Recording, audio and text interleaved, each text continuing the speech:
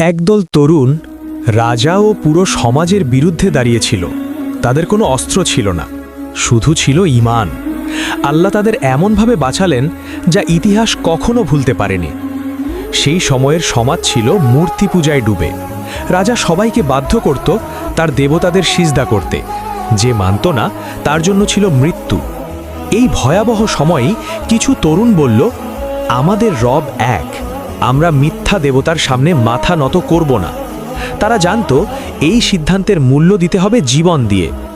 রাতের অন্ধকারে তারা শহর ছেড়ে বেরিয়ে পড়ল। পাহাড়ের কোলে একটি নির্জন গুহা হয়ে উঠল তাদের আশ্রয়। গুহার ভেতরে ঢুকে তারা আল্লাহর কাছে হাত তুলল, হে আমাদের রব, আমাদের ওপর দয়া করো আর আমাদের জন্য নিরাপদ পথ তৈরি করে দাও। ঠিক তখনই আল্লাহ তাদের ওপর এমন ঘুম নামালেন যা ছিল জীবনের চেয়েও গভীর। দিন যায়, মাস যায়, বছর নয়, শতাব্দী পার হয়ে যায়।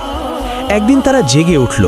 মনে হলো আমরা হয়তো একদিন বা তার চেয়েও কম ঘুমিয়েছি, কিন্তু বাস্তবতা ছিল ভয়ঙ্কর।